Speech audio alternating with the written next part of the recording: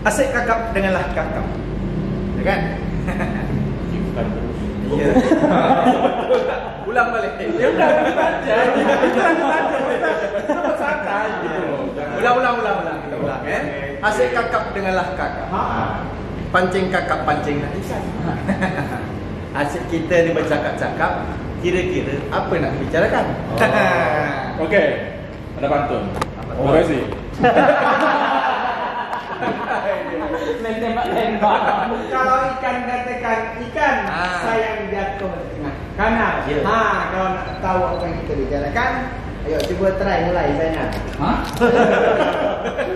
Baik, kalau ikan katakan ikan, dapat mancing Kuala Bengkalis. Kalau apa yang ditanyakan, mungkin lebih tahulah Al-Muflih. Aduh, tanam buah pepaya. Kan di rumpun pula tumbuh serai. Kalau Enal lempar ke saya lempar ke Bang Yuan. Silakan mulai. Ayo. Rumput yang tumbang jangan dipijak. Sudah? Ditimpa hujan sayangnya lembab. Karena saya tak pakai tanya. Silakan untuk dijawab.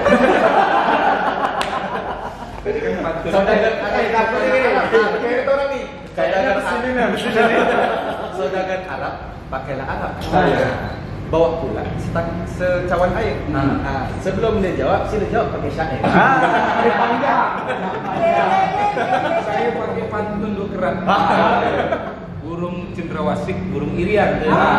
Fatih tolong jelaskan. Retrobituarium. Apa kira-kira tu? Karena yang kasih nama tu Fatih. Apa tu retrobituarium itu? Apa Pakai dia? pantun nih? Lama karena harus nulis dulu. Nanti daripada sampirannya ikan berenang di atas panggung. Ya betul. Matinya. Daripada dia bingung. Apa kira-kira? Coba kasih tahu yang senonoh. Oke, Gitulah kira-kira. Nah, Kenapa harus retrobituarium? Kayaknya ada beberapa penggalan kata itu. ya itu gabungan dari dua kata ya, dari retrospeksi dan obituarium. Sampai ikan-ikan lupa, ikan tu aquarium. Aquarium itu canda mulu. Serius dong. Jadi retrospeksi itu adalah kegiatan kita menengok ke belakang dan mengambil suatu pelajaran. Dan obituarium itu istilah untuk menyebutkan sebuah warta duka atau warta kematian. Jadi ketika dua kata itu digabung, kita ingin mengambil sesuatu dari warta kematian yang sudah ada di tahun-tahun lampau. Dan karena kita konteksnya adalah pengusaha, kita pengusaha kan?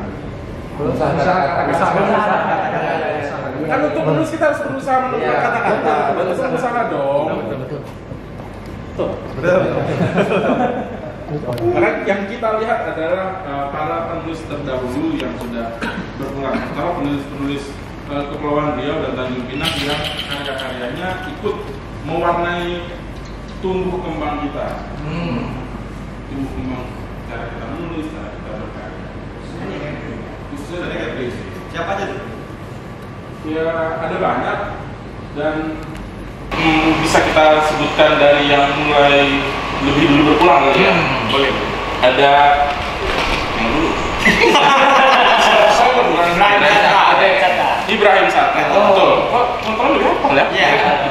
Karena ada dalam profil. Ibrahim Satta ini meninggal pada usia 45 tahun tanggal 19 Januari 1988. Ada namanya Pak?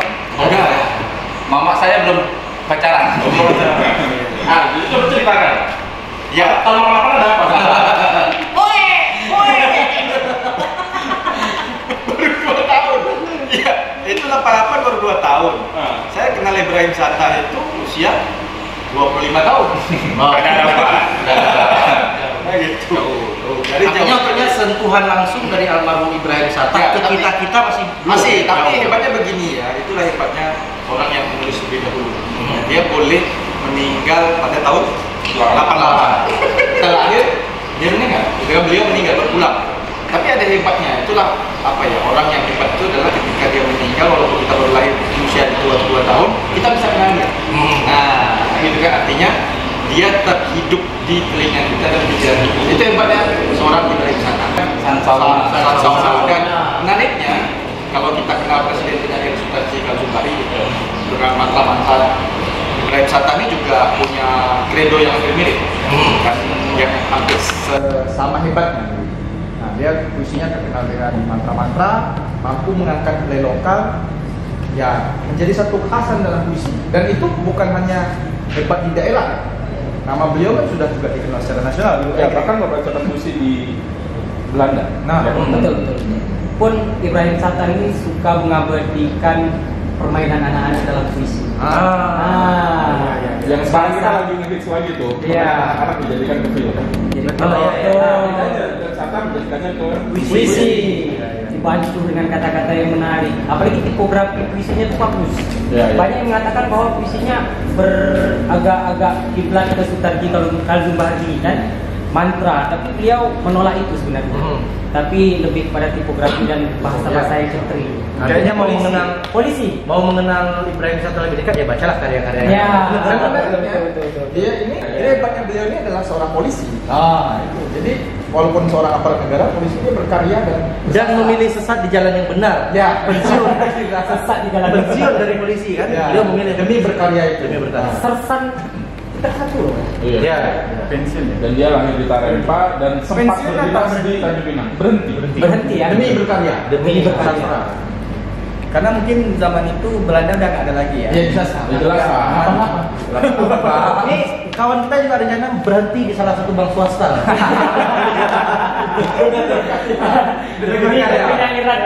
Pep, kalau mau ikut jejak Ibrahim Satta masuk sini. Maunya begitu, asalkan Ada gajinya. setiap bulan dapat yang jelas lah. Ibrahim Satta tak mikirkan itu. Tapi ini berkelana. Nah sekarang kita berkelana macam mana pandemi. Oke, kita next. Siapa lagi? Oke, kalau gitu mungkin ada yang membacakan puisi Ibrahim Satta ya di sini untuk kita sama-sama mendengar. Puisi Ibrahim Satta. Tapi kalau karakter kayaknya lebih ke artis lah kalau untuk Ibrahim Satta sendiri. Enggak, kalau saya setuju Pepri Ibrahim Satta. Saya sebenarnya aku bisa juga baca Satta. Cuma nanti mengambil Kan kalau kita bicara polisi tentu kita bicara penjahat. Alhamdulillah kayak gitu. Oke, kita Boleh ya? Boleh aku baca ya? Ya. Tapi izin kalau baca puisi Ibrahim Satta pasti yang fenomenal lah. Apa nih? apa kira-kira? Apa kira-kira? Antara dua, Apa tuh? Dandit sama Sangsona. Kayaknya Dandit yang lebih spektakuler. Oke, kita lihat. Oh ya, siap. Ibrahim Satta lahir pada 1943 di Tarempa, Pulau Tujuh. Ia pernah tercatat sebagai anggota Polri, namun girah berkesenian lebih disambutnya dengan sungguh. Pada 1975, Ibrahim Satta membacakan puisi-puisinya di Den Haag, Belanda. Di musim panas 1976, ia terpilih menjadi peserta festival puisi antar bangsa di Rotterdam, mengikuti program ASEAN Putri Reading Internasional. Ibrahim Satta pernah mengatakan, ia menulis puisi bermula dari main-main dan berakhir dengan bertegun. Sebagaimana ia melihat sesuatu dengan kebencian, tetapi berakhir dengan rasa cinta yang mendalam, intens dan akrab. Ibrahim Satta meninggal pada usia 45 tahun pada Selasa pagi 19 Januari 1988.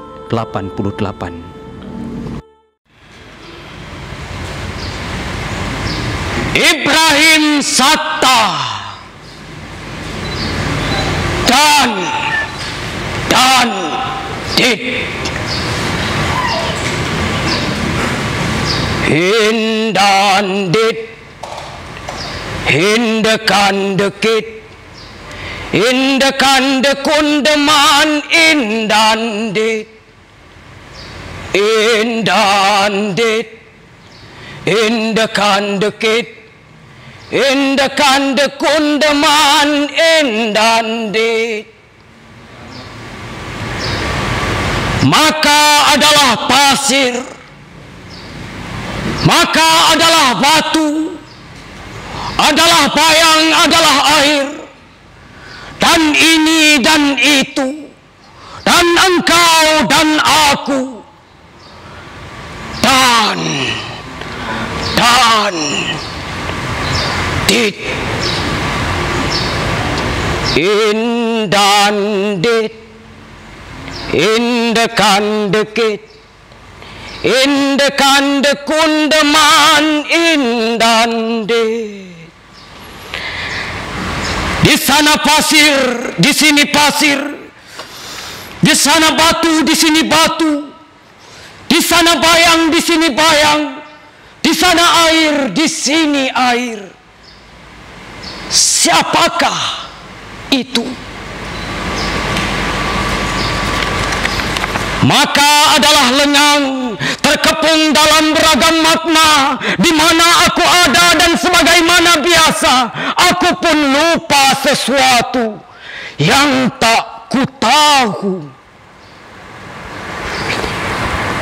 In dan dit, in de kan de kit, in de kan de kundeman, in dan dit. Kaulah itu yang membasuh kaki, yang membasuh bumi, yang ada dan tak ada, yang hilang tak hilang, jauh tak jauh. Di pasir, di batu, di bayang, di air, di sunyi, di situ, di sana, di sini. Di mana aku?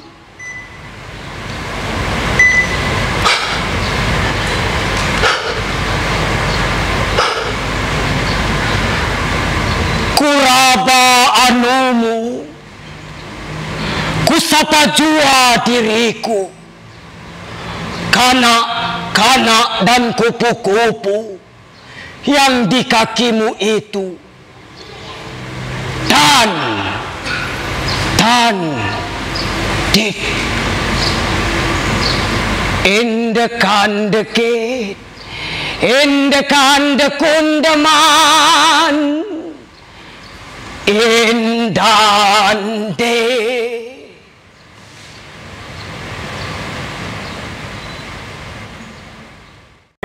Itu tadi pembacaan dan dit oleh Al-Mukhlis, puisi dari Aku sih yes. Yes apa nih? Yes sama no kan. Coba engkau bisa mesti dan Coba dan ini memang sudah Kita Melayu. Dari 2011 ada lomba festival, setiap ada festival atau lomba mau nasional dan lokal itu biasanya pasti bawa musik. Ada ciri khas dan itu permainan rakyat. Yes. Ya. Mainan sekali. Dan nyanyi. Dia mirip kayak bang selebung kuala sawah, hujan bunut mandi katun dan seperti cuma sekarang dah dan gitu. Nah itu dia bukan kecewa ini. Belum nonton. Selanjutnya ada BM Syam. BM Syam. Gimana? Ya BM Syam sama juga hebatnya. Kalau tak silap saya dia adalah orang yang lahir di Pulau 7 ya. Ya. Nah, Pulau 7. Bentar, secara psikologis orang yang mau melipat tangan itu dia menguasai tangan. Jadi begini dah. Setahu saya BM Syam itu adalah orang yang lahir di Pulau 7. Sedanau.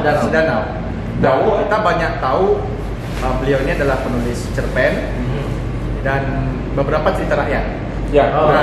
Cerita anak-anak gitu. Cerita anak-anak. Jadi kalau kita dulu pernah dengar, kalau kasih tahu saya pernah baca satu buku beliau tentang cerita rakyat di Pulau Batam.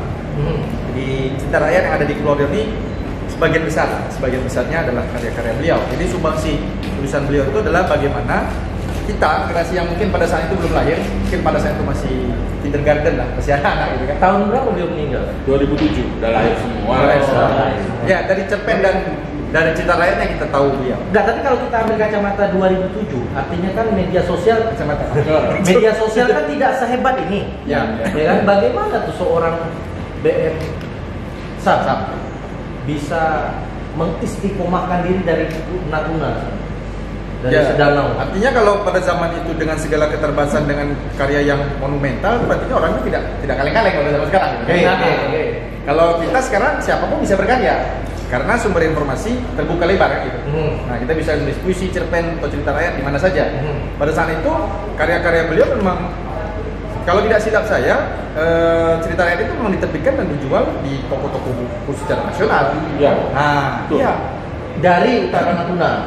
Jadi memang pada saat itu artinya saya tidak tahu proses kreatif orang pada saat penerbitan, tapi dengan kesimpulan begini, ketika karya seorang daerah dia mencuat ke nasional, itu berarti karyanya memang monumental. Tidak, maksudnya apakah perjalanan karir BM Sam itu memang dari Natuna itu atau dia besarnya di tempat lain? Akhirnya jadi Natuna. Itu dia kan jadi pertanyaan kan di masa itu, macam mana cari ngirim ke Jakarta itu kan pasti butuh proses. Berarti hebat karya-karya. COD belum ada. Kalau menurut yang saya baca BM Sam ini, beliau tuh lebih karyanya itu lebih besar. Baca di Google. Baca di Google. Sumber informasi yang berlipat ada di sini. Jangan kemana-mana. Beliau juga punya orang yang menghebatkan. Sama seperti kita orang hebat tapi juga dihebatkan oleh orang lain. Beliau itu dekat sama Allah Yarham al-Ashar. Yang barusan meninggal. Ya, barusan meninggal. Jadi karya-karya beliau itu diteliti dan juga dibukukan melalui tangan-tangan. Berarti komunikasi dari Utara Natuna ke Riau. Pusat peradabannya dia Riau. Orang yang berpindah-pindah ceritanya. Jadi dia tuh banyak berkarya di Riau. Mungkin dia hanya lahir di sana atau dia berkembang besar, kemudian karyanya udah sampai ke Riau. Kan dulu kan sebelum Kepri Merdeka kan kita gabung sama Riau. Sebelum Kepri Merdeka. Kepri jadi garis. Tapi ada karya beliau yang menarik yang bisa tembus di media nasional, Kompas. Yang cerpennya Cengkeh pun berbunga. Tembus di Kompas itu berarti sudah bukan drum lagi. Dan bukan cuma tembus, bahwa cerita Cengkeh pun berbunga di Natuna itu termasuk dalam 20 cerpen terbaik tahun 91 yang terbit dalam antologi berjudul Kado Istimewa. Dan setahu aku ya, koreksi nanti kalau keliru menjelaskan ini, dialah penulis Kepulauan Riau pertama yang berhasil masuk di antologi cerpen terbaik. Tahun 91. Tahun 91 belum lahir. Saya masih kelas 1 SD. Belum lahir kan.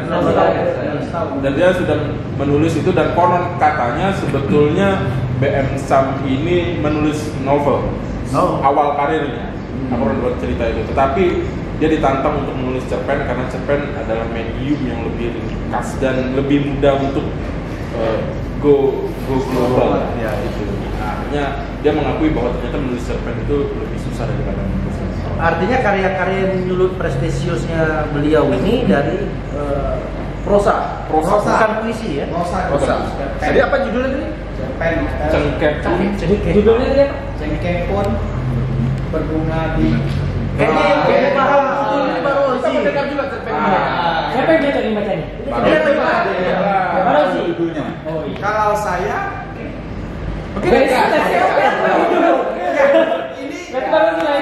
pengalaman pertama mengambil cara kerja Pati seperti ini, membaca prosa versi puisi. Versi. Ya, Bukan versi. Oke. Enggak ada terbaru. Kita dengarkan versi baru sih. Puisi. Siap.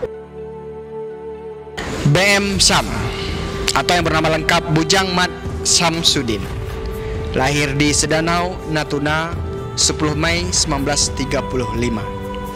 Cerpennya Cengkeh Pun Berbunga di Natuna termaktub dalam kumpulan cerpen terbaik harian Kompas dalam bunga rampai bertajuk Kado Istimewa. Kiprahnya di dunia sastra dan kesenian terbilang gemilang. Jauh sebelum menulis cerpen, BM Sam sudah menulis 4 naskah drama yang terilhami dari teater rakyat tradisional Makyong dan Begubang Topengka. BM Sam juga punya perhatian besar di bidang kesusastraan anak. Setidaknya ada 5 buku cerita anak-anak yang lahir dari tangannya. Kesemua cerita rakyat itu merupakan hasil pergulatannya untuk menggali khazanah tradisi Kepulauan Riau. BM Samsudin menghembuskan napas terakhirnya di Bukit Tinggi Jumat 21 Februari 2007, lalu dikebumikan di Pekanbaru. Potongan cerpen Cengkeh Pun Berbunga di Natuna, karya BM Syam.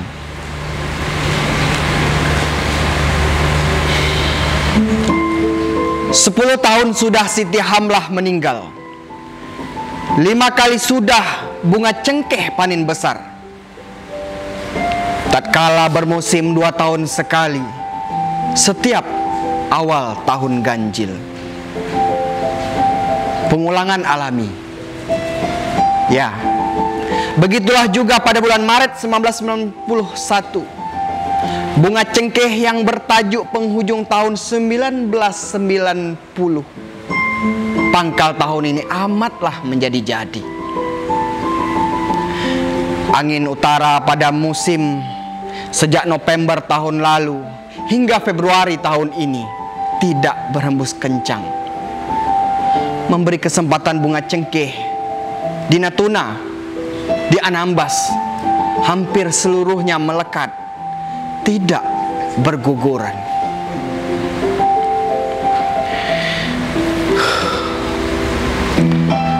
Semasa bunga cengkeh belum tiba saat memetiknya pada penghujung tahun lalu, harga pemasaran cukup tinggi diumbar-umbarkan ke kampung-kampung. Sekilo bunga cengkeh kering Rp7.500. Selain tauke, KUD pun menebar angin serupa. Dan di antara mereka itu ada yang bermurah hati menyemai modalnya. Peminjaman uang belanja selagi bunga cengkeh masih di batang ditaksir dengan standar harga yang berlaku. Madu manis setiap tahun, racun juga berkesudahan di ketika masa panen. Pengulangan tetap membelenggu, dan petani cengkeh belum seorang pun pernah sanggup melepaskan dirinya.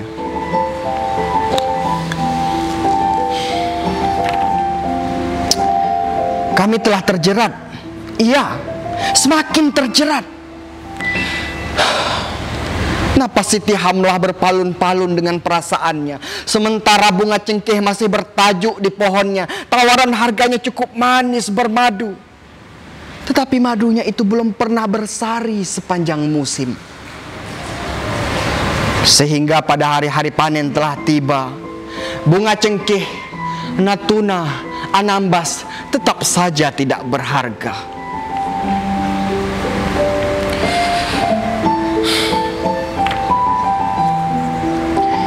Jarum pengait rendah di tangannya pun terlepas lagi. Entah berapa kali sudah peristiwa serupa itu terjadi. Ia terpaksa menoleh juga ke arah bukit di sebelah selatan rumahnya, lewat jendela besar dekat meja marmer tempat ia duduk merenda. Semerbak harum bunga cengkeh mengembang, aroma perpaduan antara mayang-mayang kelapa. Tidak sebeberapa batang lagi sanggup menetas. Siti Hamlah menggeleng-geleng ketika melihat putra-putrinya mengiringi buruh panjat seakan barisan piawai cukup panjang menuju rumahnya. Mereka masing-masing memikul goni bunga cengkeh hasil panjatan sehari untuk berbagai penghasilan.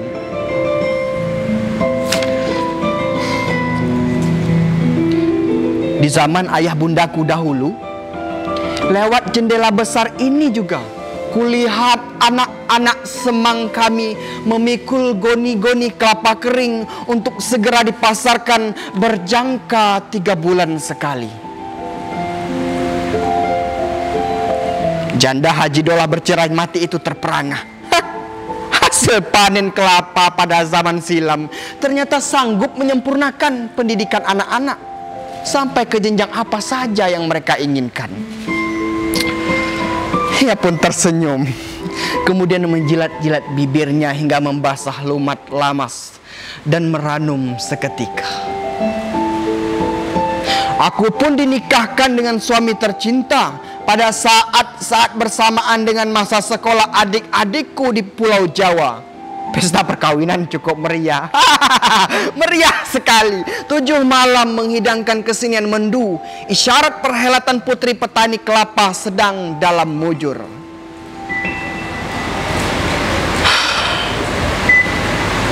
Matanya berkaca-kaca.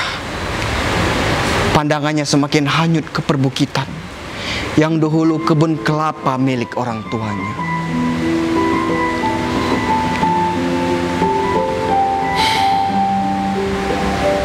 Samar-samar di sana terlihat bekas 3 para pengering kelapa yang dahulu dalam jangka 3 bulan sekali mengepul-ngepulkan asapnya. Pohon-pohon kelapa bagaikan menari riang gembira, meliuk, melambai di antara sapuan asap membusai, semakin menepis terbayang angin laut. Mengasyikkan, mengasyikkan. Natuna, Anambas, di zaman banyak pohon kelapa sungguh menyenangkan. Desis Siti Hamlah seraya mempermainkan jari jemari pengait rendah, menajuk benang sutra di antara jari jemarinya. Tetapi secara tiba-tiba pula ia tertegun. Tangannya terhenti merajut sutra yang sudah bertajuk bunga. Mayang kelapa mengurai, mengombak-ngombak. Suara putra-putrinya semakin riuh, memanggil-manggil, "Oh Bunda!" Dari pekarangan rumah yang berhamparan tikar-tikar penjemur bunga cengkeh. Bunga cengkeh yang basah baur selesai dipanjat. Sore itu akan dibagi-bagi menurut catuan pemilik, ke bunda, ke buruh, juga ke anak semangnya. Kita akan berbagi nasib, ya. Kita akan berbagi nasib. Cuma nasib itulah sekarang yang dapat kita perbagi belahkan. Janda beranak 5 itu turun ke halaman menjadi penengah. Sudah putra-putrinya, oh jangan. Tidak boleh tekan-menekan sesama perasaan. Kasih panen hukumnya sesuai adat persendikan syarak. Syarak dipersendikan adat. Cengkeh berbunga.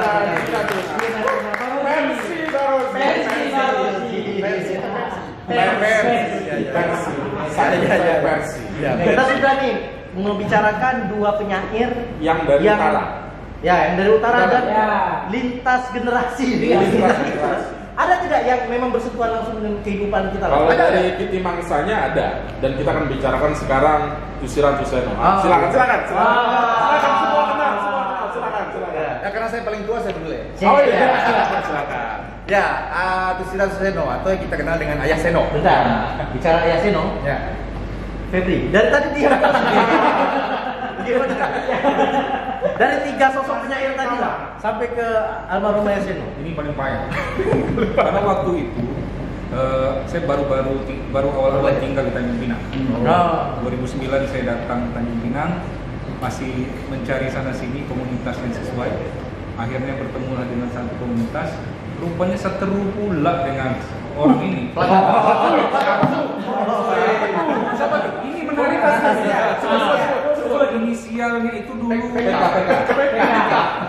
pokoknya hal yang berbau kusam itu terjadi. Nah, disitulah awal mula saya berkenalan dengan almarhum Tusiran Susino, walaupun tidak bersentuhan secara langsung.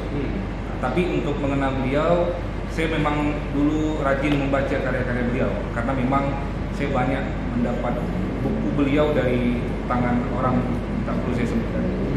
Nah, dari situ saya tahu bahwa di Kepulauan Riau punya penulis hebat dan itu patut kita banggakan. Iya. Karya apa yang mau baca dulu tadi?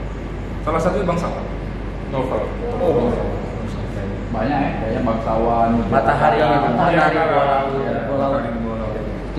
Kalau mungkin Salah orang PK. Lantar kusam. Lantar kusam itu. Inilah manusia. Jadi Anda masuk jebakan manusia. Karena satu-satunya orang yang di luar PK yang bisa masuk ke sini gimana ya? Ya. Memang orang bank itu diplomatisnya kuat. Kalau enggak susah Pak. Ikan Wijaya ya. Kalau bicara tentang almarhum Susilo Suseno sendiri, sebenarnya masih ada hutang deh sebenarnya deh. Bayar itu. Bayar. Makanya anaknya ada bayar mobil. Kalau bicara tentang almarhum 2011 ya, yang pertama kali ikut, ini lawan saya dulu nih. 2011 itu tahun penyair. Jadi akan sama Tati itu beliau memberikan ruang bagi anak-anak itu sekitar 70 kalau nggak salah peserta, dan alhamdulillah mereka kalah sama saya juara satu. Saya peserta nomor urut 55 dan kalah telak. Tahun 2011. Kita kenal almarhum ya? Ini menarik nih. Jadi kalau boleh dikatakannya menenggelamkan kami di dalam sastra adalah Ayah Seno. Gitu lah karena di tepi-tepi gitu. Iya, tepi-tepi aja. Awalnya tuh pemantun tidak, penyair tidak, sastrawan tidak. Cuman dibawa oleh guru-guru SMA kami ke tepi-tepi kolam saja. Nah, tidak ada tiket. Tidak ada tiket. Jadi waktu itu pertama kita lomba pantun nih. Lomba pantun. Jadi saya ingat sekali beliau itu meluncurkan, sebenarnya yang hebat beliau. Dan selain dia multi genre. Beliau menulis puisi, menulis novel. Saya cerpen saya belum pernah baca. Pantun. Dan yang paling banyak orang tahu adalah beliau adalah penggagas pantun di kota Gulindam dari pantun ini. Jadi mulai tahun 2002 ya. 2002 ya. 2002. Masih SD. 11 ya. 2002 itu udah kalian udah berkesennya. Sudah tua kami. Tua ternyata. Jadi Tapi kok bisa angkatan yang ya, karena angkatan ya mana? Junior itu harus ada pendamping dan pembimbing. Iya. Kalau tiba-tiba Ruby tua Ruby. Ya, jadi balik ke itu 2002 itu kami berdua ikut lomba pantun. Ini musuh dulu ya. Kita saling berbalas pantun. Dan alhamdulillah tak pernah menang. Iya, tidak pernah menang, dan memang beliau waktu itu sekaligus mempublikasi karyanya, bukunya yang berjudul Mari Berpantun. Ya. Mari Berpantun. 2004 kalau nggak salah. Ya, versi pertama. Versi pertama. Jadi ada beberapa edisi lah. Jadi itu juga karya monumental, dan itu yang bagi pemantun mungkin itu adalah salah satu kitab dasar. Nah, sebagai orang pemantun. Nah, 2002 ya akhirnya kita ikut lomba pantun. Ya benar kata Yohan tadi, ya kami saling dan saya selalu kalah gitu. Saya pikir Ayah Seno nggak akan ngambil lagi. Tapi Ayah Seno itu tidak melihat hari ini, tapi dia melihat 10 tahun, 20 tahun. Nanti itu terbukti pada hari ini kan. Sepakat. Nah, gitu. Sepakat. Saya ya, sudah sekali ya. Saya. Aku tuh dulu orang yang dimarahin karena nulis puisi. Kata dia, puisi lo jelek. Ya. Cara baca puisi lo jelek lagi. Jadi kau bagus belajar nulis prosa. Karena Rendra dan Yohan nulis prosanya jelek. Karena kalau ukurnya Ya karena kita Rendra dan Yohan nulis puisinya jelek, jadi pun nulis prosa aja. Kalau diarahkan. Ya, kalau saya secara spesifik kenal almarhum Ayah lewat puisi. Karena kan 2002, 2003, 2004 itu lebih kenal beliau tuh di ranah pantun. Beliau mengasuh siaran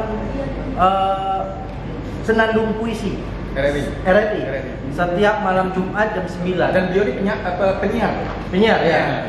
Setiap malam Jumat jam 9. Dan saya waktu itu setiap malam Jumat habis isya lari dari salah satu panti asuhan hanya untuk baca puisi. Dan bodohnya saya, bodoh. Pada saat itu kan ya media sosial belum ada, YouTube belum ada, TV pun siarannya terbatas. Pada saat itu ya siaran lain tak ada, orang-orang panti cuman dengarnya radio. Dan itulah radio RRI. Ketika saya baca puisi, satu panti cari Yohan mana Yohan? Nggak pernah pakai ganti nama lain. Pulang kena bantai. Sempat pengen ganti nama karena almarhum Ayah Seno juga di dalam berkarya dia pernah ganti nama. Banyak nama. TS Lamade. ada Awang Bono juga. Ya, Slamada itu kalau tak salah artinya Tusiran Suseno lelaki malang derita. Derita ya. Dan almarhum Ayah Seno yang berhasil meracuni saya lewat Awang Bono dalam karakter bangsawan yang memaksa beli mesin tik. Saya beli waktu itu 122.000. Masih ada mesin? Tak ada lagi. Kita berkecai untuk tulis puisi. Jadi spesifik mengenal puisi di Tanjung Pinang lewat almarhum Ayah Seno di RRI. Dan menariknya, kalau boleh dikatakan begini, kalau di tokoh nasional itu ada Hos Cokro Aminoto yang menghasilkan 3 murid. Ada Soekarno, ada Musso, dan ada Kahar Muzakar. Ayah Seno ini berhasil menciptakan murid yang juga berbeda genre jadi. Ada Musso, ada Soekarno, Kahar Muzakar. Jadi Ayah Seno itu multi genre, dia bisa nulis prosa, bisa nulis puisi, nulis pantun. Saya mungkin ambil pantunnya. Bilang puisinya. Ini ambil prosanya. Tapi kita sepakat tidak kalau Ayah Seno itu lelaki paling romantis? Oh iya, sepakat. Sepakat itu. Paling Mutiara Karam itu sangat-sangat. Oh, iya. Itu covernya foto saya. Oh iya. Dan Bang, tapi kayaknya kalau sudah bicara cover itu punya Bang, kayaknya Abang lebih cocok untuk baca karya-karya beliau. Kita pengen. Boleh. Pantun apa puisi? Bebas. Pantun boleh 10.000 pantun. Ya. 10.000 pantun itu boleh dibacakan. Tapi kita sepakat bahwa harus kita ketahui bersama ini karena tercatat dalam jejak sejarah almarhum Ayah Seno juga termasuk pelopor pemikir lahirnya Kota Gurindam. Negeri Pantun. Betul. Tahun 2008. Dia juga telah menciptakan 10.000 pantun karya terakhir beliau. Jadi kalau boleh dikatakan Tanjung Pinang ini terkenal sebagai negeri pantun adalah salah satu dari jasa beliau. Sosok beliau lah ya. Sosok beliau. Oke, sebelum Rendra membacakan karya Tusiran Suseno, ada yang pernah dengar nggak bahwa di buku 10.000 pantun selaksa santun itu ada mitosnya? Jadi kalau kan tebal bukunya, terus bernomor begitu kan pantunnya. Oh iya. Jadi kita harus baca Bismillahirrahmanirrahim dulu 3 kali. Iya, tahu. Baru secara acak. Nah, terus kita menunjuk pantun dengan menutup mata gitu. Pantun itu akan menggambarkan suasana hati kita. Dan itu benar. Dan itu sering benar. Serius. Jadi saya bilang tidak buku pantun, tapi kitab selaksa pantun, 10.000 pantun itu, selaksa santun itu seperti kayak kitab kehidupan. Kita bisa buka dan betul kata Fatih menunjuk nomor secara acak dan uniknya pantun itu bisa paling tidak kalaupun tidak menggambarkan kehidupan kita, dia bisa menggambarkan suasana hati dan pikiran kita pada saat itu. Tak ada kan kan?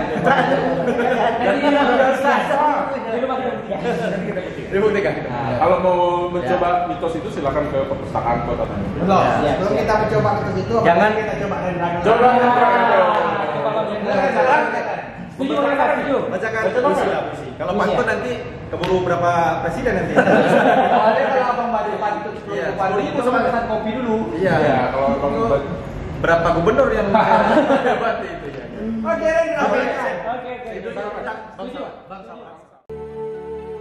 Tusiran Suseno. Tusiran Suseno atau Tok Seno lahir di Tanjung Pinang pada 30 Juni 1957. Di antara penulis lain sezaman, Tusiran dikenal yang paling produktif dengan menulis apa saja. Tidak cuma puisi, ia dikenal piawai pula dalam menulis cerpen, novel, naskah sandiwara, pantun, hingga buku-buku pembelajaran. Malah, prestasinya di bidang prosa sukar tertandingi hingga hari ini. Novelnya Mutiara Karam berhasil menyabet predikat terbaik 2 pada sayembara menulis novel Dewan Kesenian Jakarta, yang notabene adalah sayembara penulisan paling bergengsi. Ia juga orang Tanjung Pinang pertama yang menerbitkan buku pantun paling tebal dalam 10.000 pantun selaksa santun pada tahun 2010. Dedikasinya pun tidak dalam berkarya, tapi juga tempat bertanya bagi para penulis-penulis muda. Tusiran menutup mata untuk selama-lamanya di Tanjung Pinang pada Rabu 13 Juli 2011.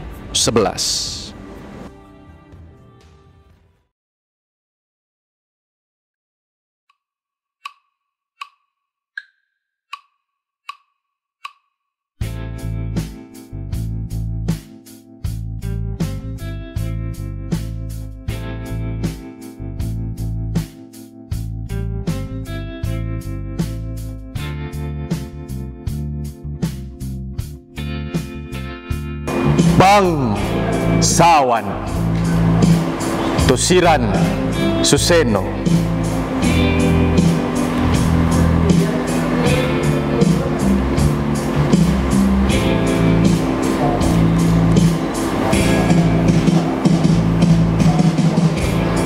Aku ini siapa? Berani main bangsawan dalam keluarga bangsawan. Bangsawan, apa itu?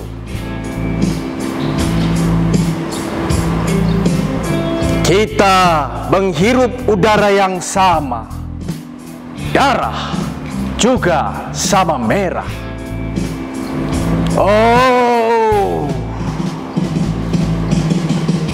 bukan ketakutan kematian menjelang. Perjalanan hayat dan sukma yang meradang. Oh, bukan ketakutan cinta yang datang. Tapi rindulah yang menyiksa jiwa hingga berkalang. Bukan ketakutan penderitaan berkasih sayang. Keangkuhan marwah sebagai penghalang. Bangsawan, bangsa yang terkena sawan.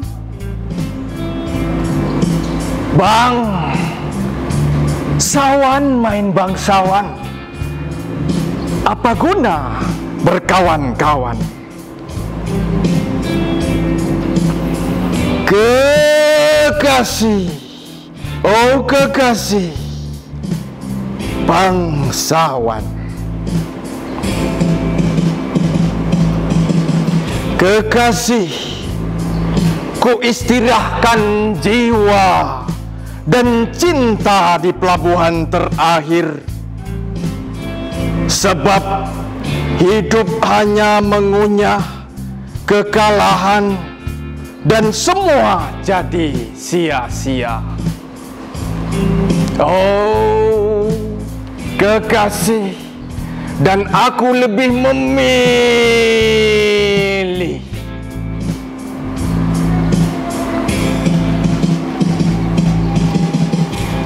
bukan ketakutan kematian menjelang. Perjalanan hayat dan sukma yang meradang. Bukan ketakutan cinta yang datang, tapi rindulah yang menyiksa jiwa hingga berkalang. Oh, bukan ketakutan penderitaan berkasih sayang. Keangkuhan marwah sebagai penghalang. Oh, kekasih, kekasih, ku istirahatkan jiwa dan cinta. Ku istirahatkan jiwa dan cinta. Oh kekasih, ku istirahatkan jiwa dan cinta di pelabuhan terakhir. Di sini bangsawan. Siapa aku? Berani main bangsawan dalam keluarga bangsawan. Bangsawan, apa itu? Bangsawan, ku istirahatkan jiwa dan cinta di pelabuhan terakhir. Di sini.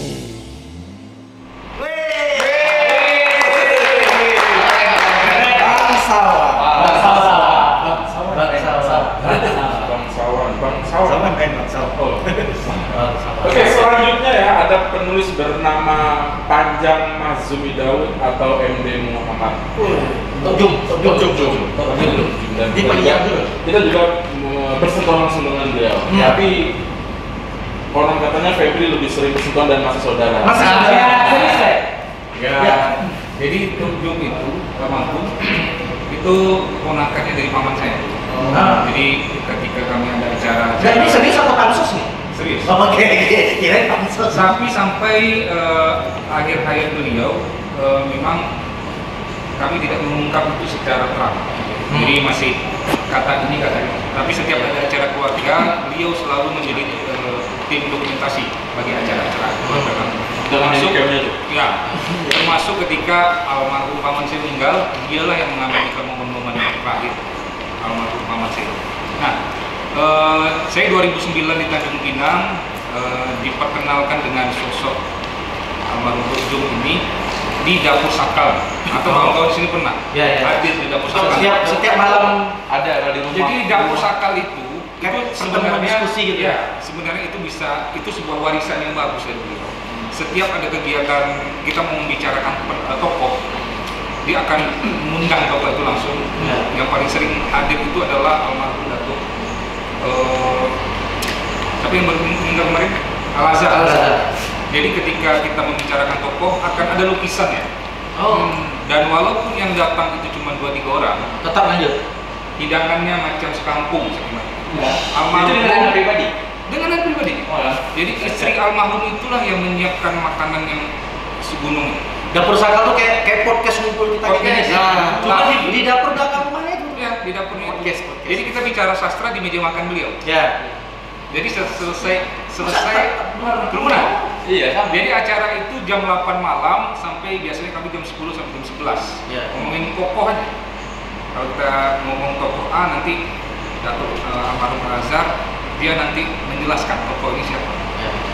Jadi ada lukisan, nanti selesai acara kita tanda tangan bahwa kita sudah pernah hadir di dapur sakal. Absennya di situ lah ya.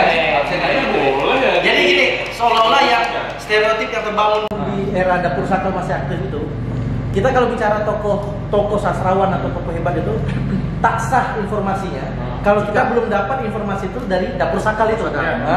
Gitu tuh. Kurang lebih abang gitu. Pusat informasi untuk Google-nya lah, Google sastra. Rumah beliau yang di Jalan Sumatera itu ya? Jalan Sumatera. Yang saya salut sama Tok Jum, kami manggilnya Tok Jum. Saya tak tahu secara pendidikan sejauh apa beliau. Cuman yang saya salut itu ilmu kearsipan.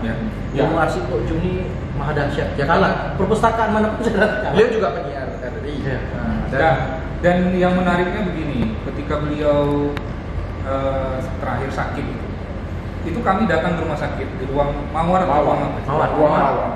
Jadi dia masih terbaring. Ketika kami datang sudah seperti orang sehat. Jadi kata almarhum istrinya, Pak, manggil apa ya? Saya masih agak kurang ingat. Intinya kalau udah ada orang ramai sehat beliau. Jadi dia kan ngobrol itu, bercakap itu kan semangat.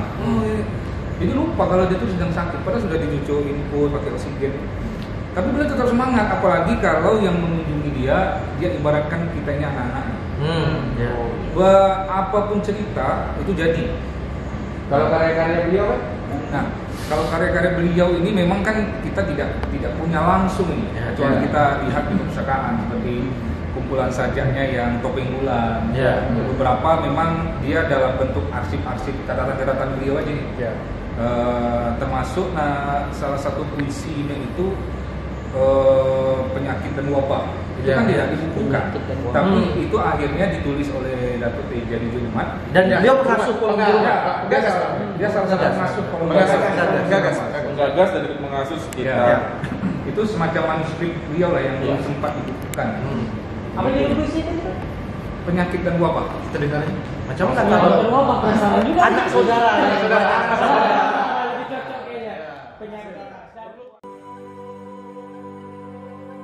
Mahzumi Daud. Mahzumi Daud atau MD Muhammad atau Tok Jum lahir di Tanjung Pinang pada 5 Desember 1951. Selama 11 tahun dalam kurun waktu 1977 sampai 1987, ia menjadi penyelenggara ruang sastra dan kebudayaan di Stasiun Radio Republik Indonesia RRI Tanjung Pinang. Selain menulis puisi, Mahzumi juga dikenal sebagai prosais yang piawai.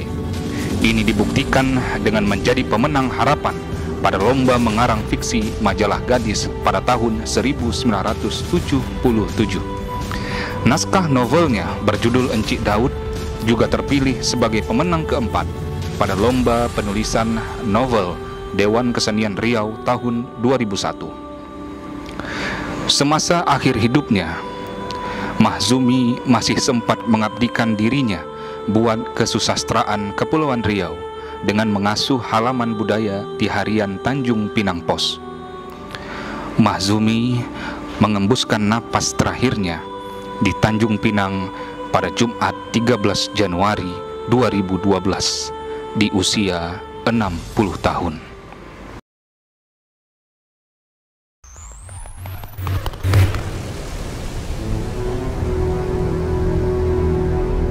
Penyakit dan wabah, karya Allahyarham Mahzumi Daud.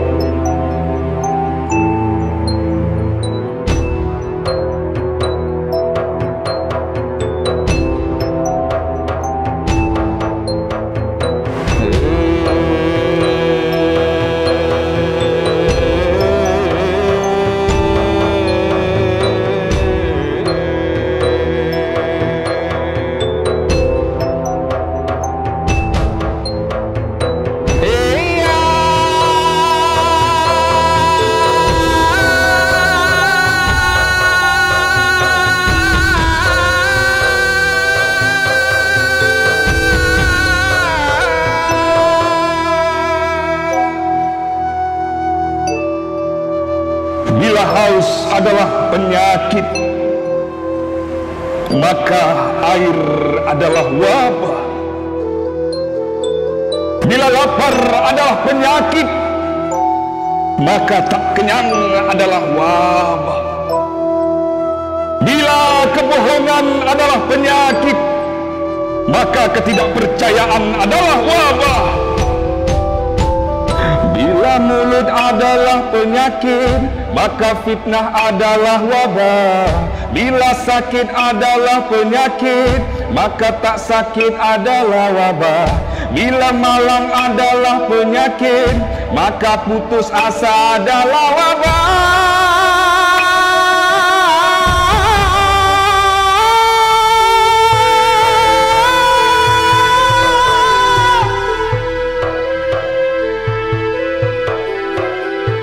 Bila pelacur adalah penyakit, maka lelaki adalah wabah. Bila kekerasan adalah penyakit, maka intimidasi adalah wabah. Bila korupsi adalah wabah, maka kerakusan adalah wabah. Bila pemogokan adalah penyakit, maka kekerdilan adalah wabah.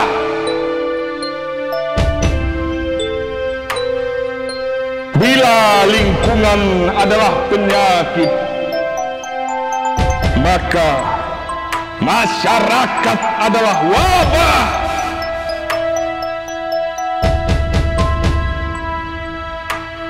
Wabah, wabah, wabah, wabah, wabah, wabah.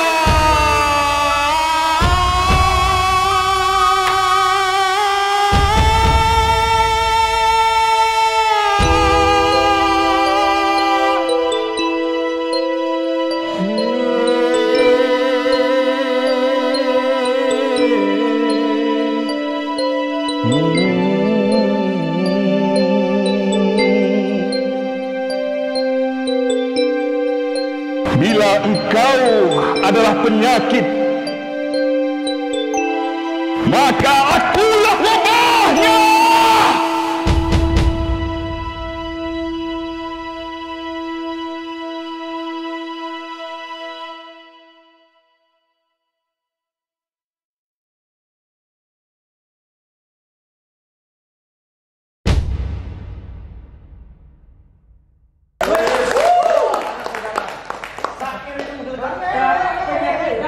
Penyakit dan wabah. Tapi wabah memang paling tinggi saya. Awas. Wabah. Kalau wabah itu positif apa? Iya. Ini wabah yang positif lah. Oke, next, Fatih. Oke, kita dari Tanjung Pinang sedikit bergeser ke Pekanbaru. Tapi walaupun penulis ini sebetulnya kelahiran Tanjung Pinang, cuma meninggalnya di Pekanbaru. Dan pengaruhnya merata-rata dari Riau Daratan dan Riau Kepulauan. Tidak ada penulis Melayu hari ini yang tidak merujuk ke beliau. Jelas. Orang penyengat bernama Hasan Yunus. Haji. Atau Haji. Nama luar biasa. Dalam beberapa tulisan aku sering membayangkan begini, Haji itu seperti sebuah jendela. Kalau Haji itu ada jendela, kalau kita buka jendela itu isinya adalah khasanah sastra dunia. Jadi Haji adalah yang menjembatani pengetahuan sastra dunia ke penyair atau penulis-penulis sezamannya. Dia bisa melakukan itu karena uniknya begini, karena dia mampu berbahasa asing dengan baik. Bukan cuma Inggris dan Mandarin, Jepang, Jerman, Belanda, Perancis, dan bahkan dia menerjemahkan karya sastra itu langsung dari bahasa aslinya. Bahasa hati. Itu lain. Itu baru dari karya prosa, belum lagi karya-karya budaya beliau. Iya, belum lagi esai-esai dia yang terbentang di Sagang dan di Riau berpuluh-puluh tahun gitu. Intinya penulis Melayu Riau atau Riau Daratan atau Kepulauan hari ini pasti akan merujuk ke beliau ketika. Dan hebatnya Haji ini, beliau juga penulis esai sejarah. Di banyak karya-karya esainya itu berbicara tentang sejarah. Tetapi Haji tidak menulis sejarah hanya mendeskripsikan. Misalnya kita menceritakan tentang sejarah Raja Haji Perang Riau 6 Januari 1784, tapi tidak hanya sekedar itu. Haji berhasil seolah-olah menghidupkan tokoh itu. Misalnya dalam salah satu esainya dalam buku Bunga Emas di Lautan, Lautan, dia menuliskan tentang 3 Mahmud yang diabolis. Jadi dia Haji menulis tentang Sultan Mahmud Shah I, Mahmud Shah II, dan Sultan Mahmud Shah III. Itu sangat kental sekali. Jadi seolah-olah pembaca itu tidak hanya mengenal sosok sejarah itu sebagai sejarah, tapi seolah-olah hidup. Apa mungkin kekuatan penulisan Haji ini diwarisi langsung oleh Tok Rida, sehingga Tok Rida juga menulis sejarah sebegitu hidupnya? Kawan kental, kan? Ya, kawan kental. Mereka kawan kental. Dan praktikal lagi ya kalau keliru teman-teman ya. Haji ini masih setali garis juga dengan Raja Haji. Dan berarti ya cara pengarangannya sudah jelas. Kayaknya begini, supaya Fatih ini pure jadi Melayu yang utuh. Bagaimana membacakan langsung karya-karya Haji yang juga punya tari lau langsung. Raja Haji. Aku akan bacakan satu potongan paragraf di buku Raja Ali Haji, Budayawan di Gerbang Abad 20, yang judulnya Tangan Para Penulis. Dia akan bercerita tentang kenapa kepiawaian menulis itu penting bagi orang-orang Melayu. Nah, kenapa itu? Mari kita saksikan.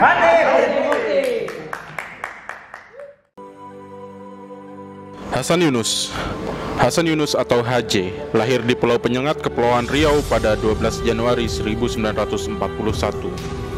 Haji memulai tradisi kesusastraan sejak ia melanjutkan studinya di jurusan Sejarah dan Antropologi, Fakultas Sastra Universitas Padjadjaran, Bandung. Pada tahun 1983 sampai 1986, Hasan Yunus menjadi tenaga pengajar luar biasa di FKIP Universitas Islam Riau. Setelah itu, mengajar sastra bandingan dan bahasan naskah Melayu pada Fakultas Sastra Universitas Lancang Kuning. Disinilah karya-karyanya lahir, baik karya kreatif dan juga karya ilmiah. Oleh penulis di Riau Daratan dan Kepulauan, sosok Haji dinilai punya pengaruh yang tiada berbilang, tiada berbanding. Haji adalah tempat bertanya. Haji adalah jendela yang selalu membuka dirinya sebagai tempat mengintip khasanah sastra dunia. Ia menguasai ragam bahasa asing, sehingga kerja-kerja penerjemahan adalah laku lain dalam proses kreatif berkaryanya. Pikiran-pikiran kebudayaannya juga seringkali menjadi pijakan kukuh penulis lain dalam berkarya. Haji meninggal dunia di Pekanbaru pada 30 Maret 2012. Taman para penulis Hasan Yunus dalam Raja Ali Haji Budayawan di Gerbang Abad 20. Karya sastra atau yang dulu disebut surat yang indah, seperti bunga-bunga, tumbuh bermacam jenis, molek dan harum. Keragaman itu akan terus bertambah karena tetap ada saja orang yang membuat penyilangan. Bunga-bunga paling baik mekar dalam sebuah taman yang terpelihara dengan sempurna. Sebuah taman, itulah istiaroh atau metafora yang dibuat Raja Ali Haji tentang bahasa dibandingkan dengan bunga untuk karya sastra. Tradisi lisan, seperti halnya bunga-bunga di luar taman, memiliki sifat semula jadi. Masih harus melalui tangan piawai seorang pakar untuk sampai ke tempat baru di taman bahasa, sebagaimana dituntut oleh peradaban dan semangat zaman. Bertolak dari tempat asalnya di pusat negeri Sriwijaya, bahasa Melayu menyebar ke seluruh kawasan Nusantara. Orang-orang asing mempelajarinya, mulai dari pengumpulan kosakata hingga ke kajian yang mendalam tentangnya. Ada orang yang menyamakan bahasa Melayu dengan bahasa Italia dan dengan bahasa Perancis karena ciri dan sifat tertentu bahasa itu. Salah satu kawasan yang merupakan pengemban, pembina, dan pemelihara bahasa Melayu itu ialah Kerajaan Melayu terbesar setelah Melaka yang lebih lama berpusat pemerintahan di Riau. Kerajaan Johor Riau, lalu Kerajaan Riau Johor, dan akhirnya menjadi Kerajaan Riau Lingga. Sejak dulu, kepandaian menulis surat di istana yang disebut ilmu tarasul dianggap puncak kepandaian berbahasa Melayu. Bagi para cendekiawan dan pengelola pemerintahan, penguasaan bahasa yang sempurna merupakan syarat mutlak atau conditio sine qua non. Tanpa itu, bagaimana mungkin para cendekiawan menjelaskan gagasan dengan tuntas, dan bagaimana pula para pengelola pemerintahan mengungkapkan kepiawaian siasat dengan tepat. Orang yang mengidap amnesia sejarah, yaitu yang tak memiliki pengetahuan tentang masa lampau sedikit pun, hanya akan menjadi cendekiawan dan negarawan yang gagap. Akan tetapi, apabila orang-orang itu cuma mengenal masa lampau sebagai buah rindu sahaja yang tidak bersifat mengilhami kerja, itu berarti waktu yang berharga telah mereka sia-siakan. Seorang cendekiawan senantiasa bergelut dengan idea-idea, lalu menuntun masyarakat ke tempat yang sesuai dengan konsep bahasa dalam kebudayaan Melayu yang mencakupi arti, akal, dan budi pekerti. Tanpa lidah yang fasih, ia akan mendapat kesulitan menjelaskan gagasan yang hendak ditawarkannya secara jernih dan berkesan. Tanpa hati yang bersih, jangan-jangan masyarakat yang dituntunnya itu dapat terbawa ke arah kerusakan dan keruntuhan.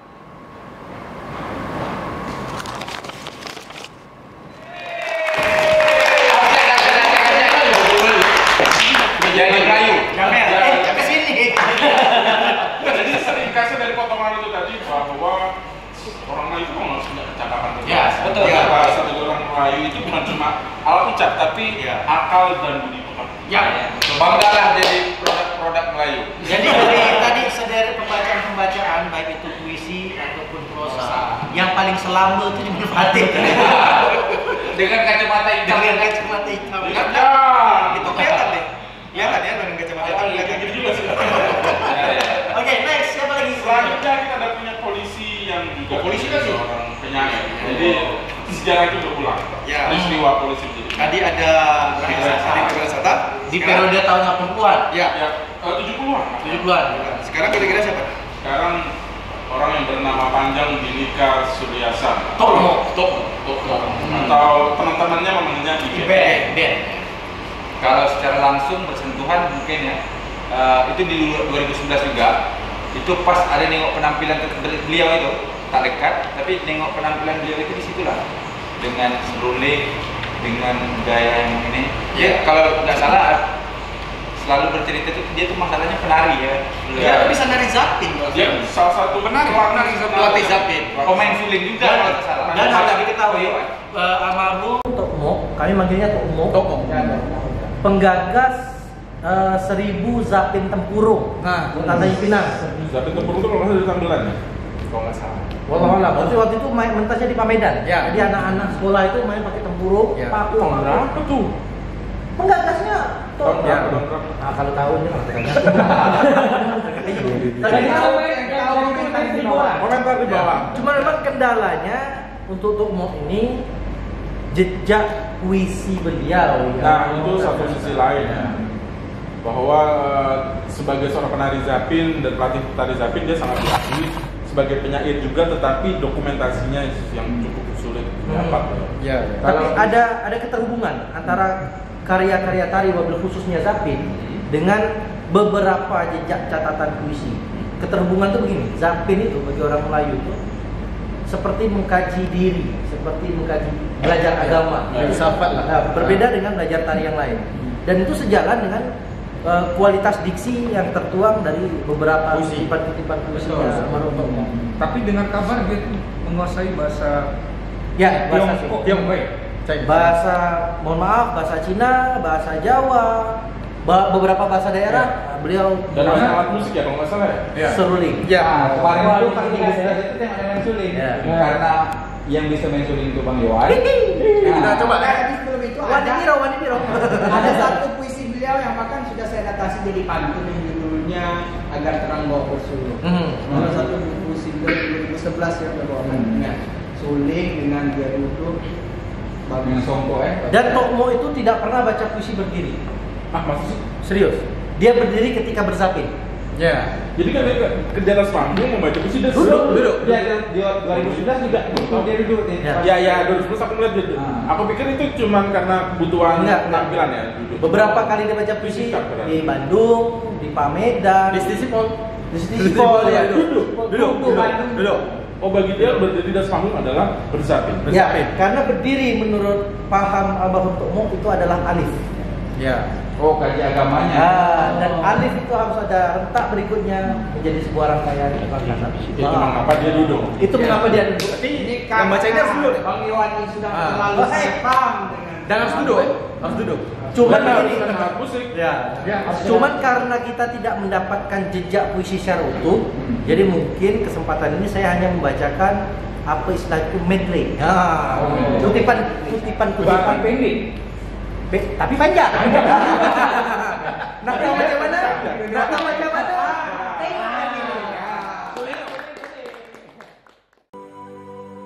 Bhinneka Suryasam. Bhinneka Suryasam atau Iben atau Tokmo lahir di Tanjung Pinang 1 Maret 1960.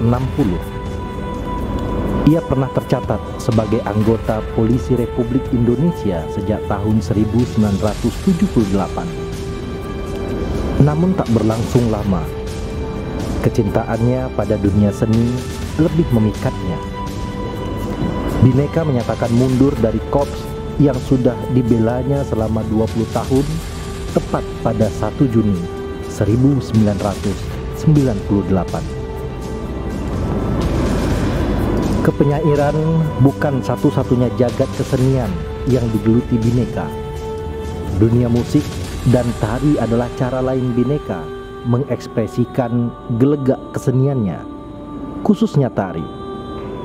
Bhinneka tunak menggeluti tari zapin Melayu. Sebagai penari, di tahun 1976, Bhinneka bergabung dengan Sanggar Mayang Sari di Tanjung Pinang. Di akhir usianya, Bhinneka memang tak lagi produktif menulis puisi. Namun, Sisa hidupnya diabadikan untuk memajukan tari Zapin Melayu, khususnya di Tanjung Pinang. Bhinneka menutup mata untuk selama-lamanya di usia yang ke-56 tahun di Tanjung Pinang pada Kamis 31 Januari 2013.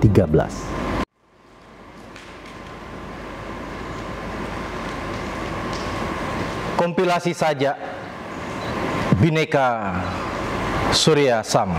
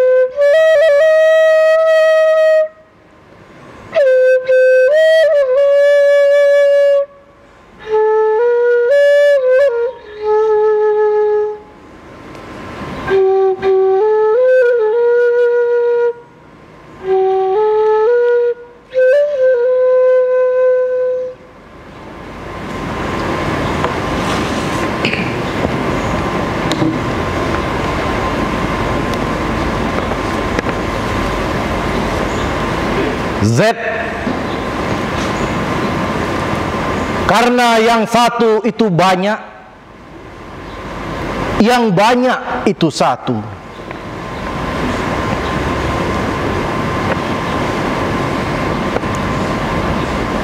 Z,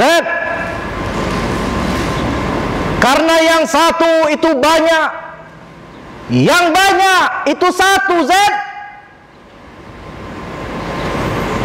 suluh semarak cahaya sejarah hampir pun padam ulah manusia. Karena helah lupalah sudah hikayat hang tua hampir pun sirna.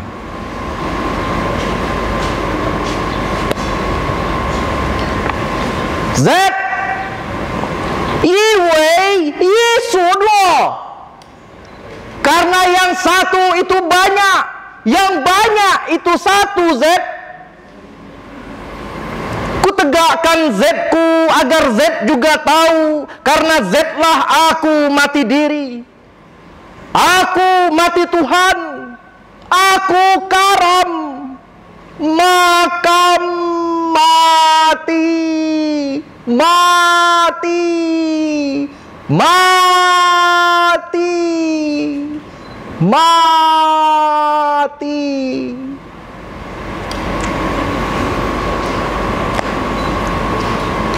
Z,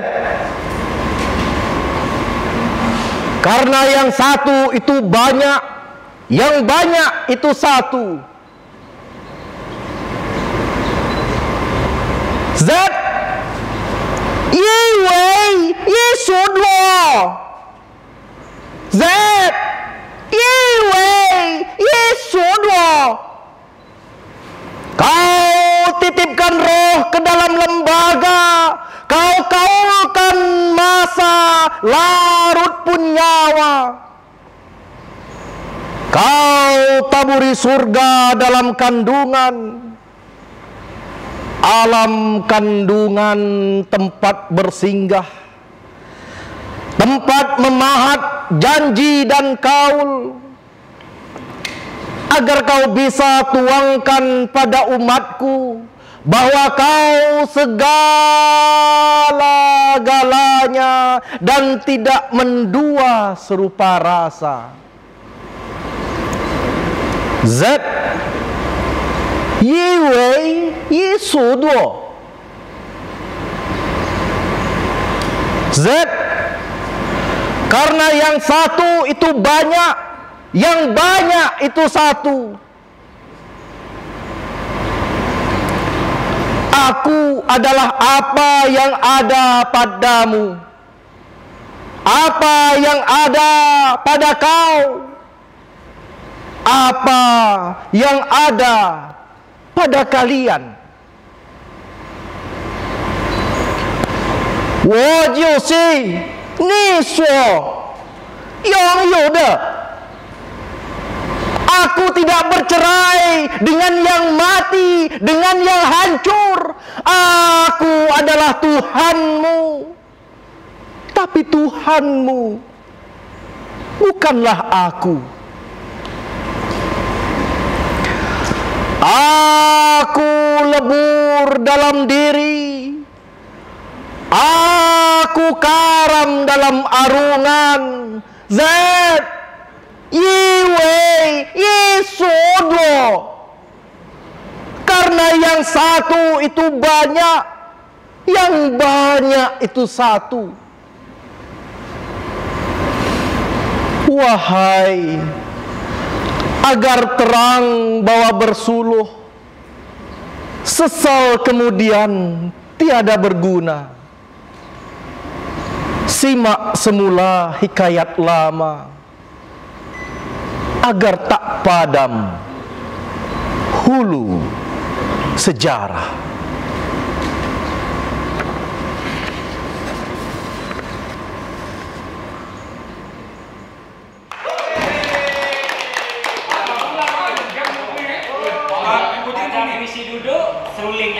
Dan mohon maaf, itu bahasa Mandarin yang dibacakan itu tidak ada dalam puisi. Saya hanya mengangkat karakter beliau.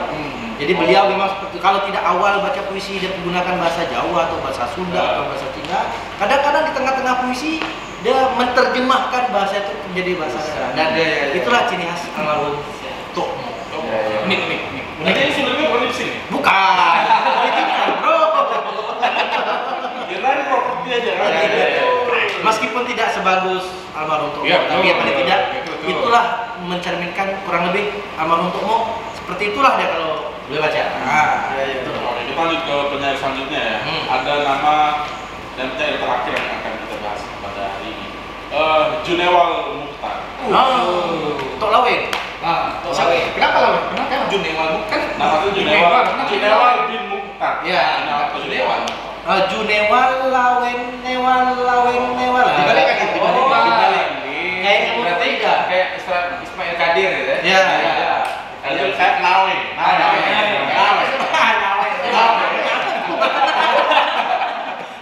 Kalau mungkin sebagai apa? Tapi Tok Lawen ini termasuk yang unik. Iya, apa tuh? Yang saya tahu nih, beliau menerbitkan buku Topeng Mayong. Topeng Mayong itu, kalau saya tidak salah, proses penerbitannya ada campur tangan Tok Rida juga dalam proses itu. Setelah itu ditaruhlah di toko buku 171. Toko buku itu punya Tok Rida, 100 eksemplar. Dalam seminggu alhamdulillah habis. Siapa yang beli? Tok Rida juga. Tapi ada uniknya Tok Lawen ini. Tok Lawen ini kita panggilnya terbalik tadi ya. Kita jadi Lawen. Tok Lawen ini kalau dia membacakan puisi atas panggung, dia terkenal juga dengan sajak-sajak spontan. Jadi beliau itu bisa mengarang puisi tapi bagus di atas panggung. Yang tak bagusnya kalau disuruh ulang sekali lagi. Dan yang hebat itu bang, ada tapi Mas Heru Untung Laksono yang hari ini masih Ketua Dewan Senen Kota ya. Iya. Beliau itu yang selalu mencatat puisi Lawen. Jadi, dia yang selalu mencatatkan, mendokumentasikan. Lawen itu hanya nulis dengan handphone center ya. Handphone center, tulis, kirim ke Heru. Dia tukang ngerajutnya nanti Heru Untung Laksono. Betul lah. Jadi ditambah-tambah pun apa, Heru lah yang paham itu. Ya, selain namanya beliau itu juga punya karakter terbalik luar biasa. Jadi kalau nama terbalik, Maksudnya spontan. Dan namanya pantun. Nah, dia selain nulis puisi juga pandai nulis pantun. Nah, biasanya kita belajar pantun. Balik isi dulu nih. Ya kan? Isi dulu dapat 2 baris isi baru sampiran. Nah, beliau nih sampiran dulu. Baru digas isi. Oke, lain terbalik isi di atas.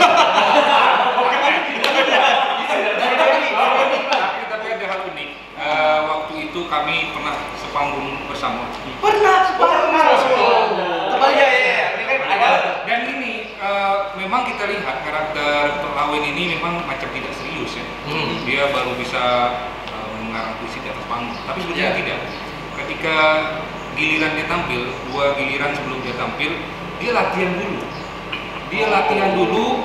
Dia melihat laut, kemarin kan di Ocean Corner itu dia latihan dulu dengan gaya dia membentang tangan, dia latihan. Jadi kalau ada orang yang bilang dia itu hanya spontanitas, sebenarnya tidak. Itu sebenarnya kecerdasan intelektual dia. Dia bisa mengingat saat latihan, kemudian ditampilkan aplikasinya lagi ya. Improvisasinya tinggi. Tapi yang selalu membekas dia tuh selalu dengan ngeblus-ngeblusnya. Kalau di aksi panggung memang luar biasa. Kalau kita tahu sekarang masih ada Teja dengan vokal, itu Lawen dengan atraktif. Jadi di antara kita ini, sanggup atraktif itu, sanggup dia bolak-balik tentang bangke. Iya. Karena gini, cari puisi beliau ini yang panjang sangat susah karena sepotong-sepotong 4 bait seperti pantun. Dan coba saya nak bawakan yang anak laut ya. Anak laut itu agak lumayan panjang lah. Puisi terpanjang ya? Cukup panjang. Tapi saya bukan anak laut. Anak bunian kan? Jangan nanti dia datang ke sini. Oke, saya coba apapun itu dengan musik blues lah mungkin ya. Oke. Silakan. Tapi kan begini, Fatih, ini kan mumpung yang terakhir nih. Sebelum Zainal baca, mungkin ada yang mau kita simpulkan dari repertorium ini. Itu yang paling tua lah. Paling tua ya. Ya, jadi belum. Kita juga tadi sudah membicarakan. Belum. Aku retro kan juga. Iya, suka memotong-motong ya. Kan marah. Jadi apa? Jadi karena kita sudah bahas berapa orang tadi? 7 ya. Ada 7 tokoh yang luar biasa, yang hebat dan masih kita kenal. Bahkan hidupnya lebih dulu beliau pasti. Nah, dan kita hari ini masih mengenal. Kita ambil satu kutipan saja yang juga seorang penulis hebat Indonesia, Pramudia Kandato, pernah mengatakan kita boleh pintar setinggi langit, tapi kalau tidak menulis kita akan kehilangan dalam sejarah. Nah, apa yang tokoh-tokoh itu lakukan adalah menciptakan sejarah. Maka hari ini kita dapat bercerita tentang sejarah itu, baik dari siapa mereka, apa karya mereka, dan apa keunikan-keunikan mereka yang hari ini dapat menjadi pelajaran bagi generasi muda. Nah, pertanyaannya adalah apakah kita akan menciptakan sejarah lagi ke depan? Itu dia. Pertanyaan lagi adalah siapa nanti yang akan membaca puisi-puisi kita?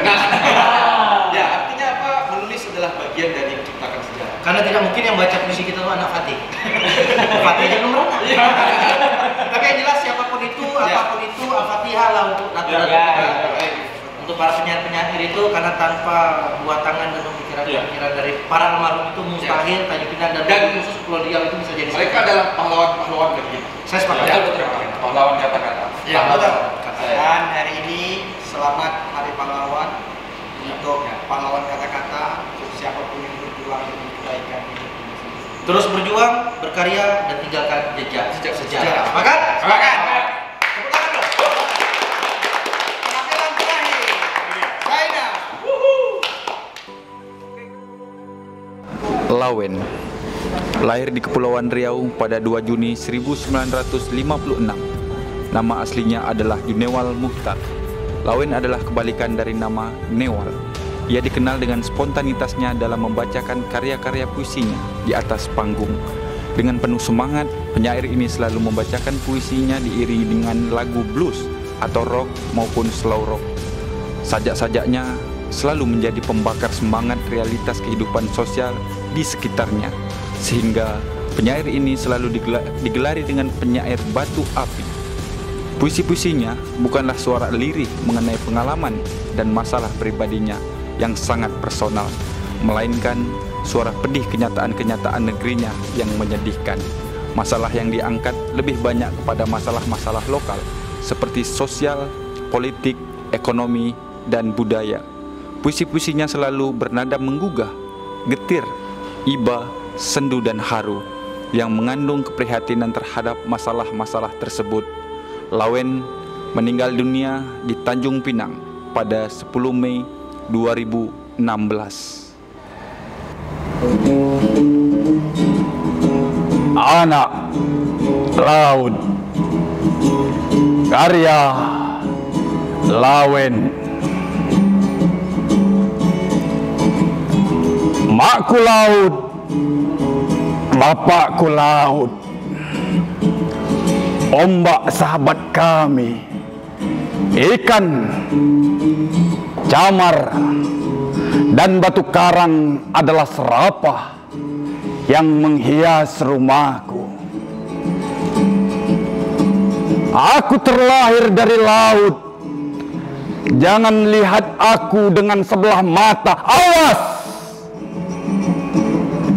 Bicaraku asin dan selalu jadi apa yang kukatakan, kuramalkan.